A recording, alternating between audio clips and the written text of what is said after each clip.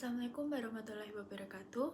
Perkenalkan, nama saya Eskar Anggita Nareswari dari PKOC 2024 dengan NIM 24060330101. Video ini dibuat untuk menjawab soal ujian akhir semester mata kuliah Biomekanika Olahraga dengan dosen pengampu Prof. Dr. Awan Hadiano, SPD, MOr. Soal yang pertama yaitu, apa manfaat mempelajari biomekanika olahraga?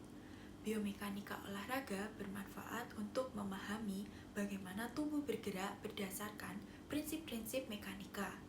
Dengan mempelajari biomekanika, atlet dan pelatih dapat meningkatkan efisiensi gerakan, memperbaiki teknik olahraga, meningkatkan performa, serta mengurangi resiko cedera.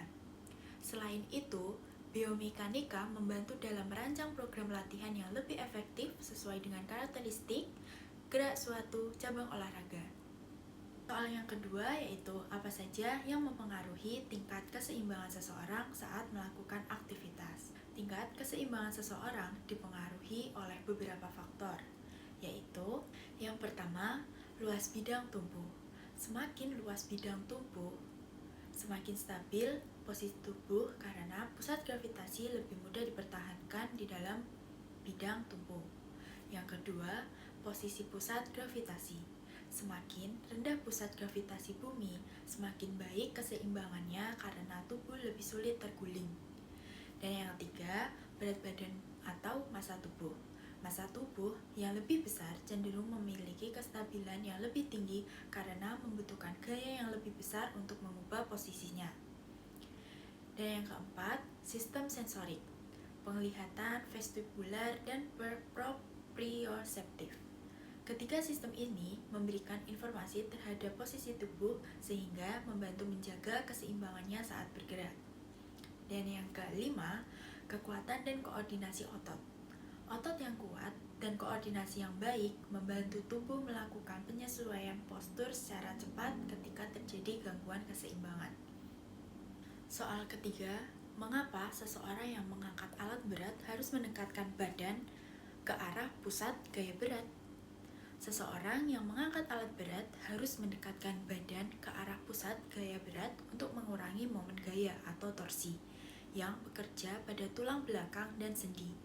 Semakin dekat beban dengan tubuh, semakin pendek lengan momen yang terbentuk sehingga gaya yang harus ditahan oleh otot menjadi lebih kecil. Dengan demikian, pengangkatan menjadi lebih efisien, stabil, dan resiko cedera pada punggung dapat dikurangi. Soal keempat yaitu, berikan contoh penerapan hukum Newton 1, 2, dan 3 pada gerak teknik cabang olahraga masing-masing. Di sini saya menggunakan cabang olahraga renang artistik. Yang pertama adalah hukum Newton 1. Contohnya, saat atlet renang artistik melakukan gerakan meluncur setelah melakukan dorongan dari dinding kolam, tubuh akan tetap bergerak ke depan sampai ada gaya lain seperti hambatan air yang memperlambat gerakannya.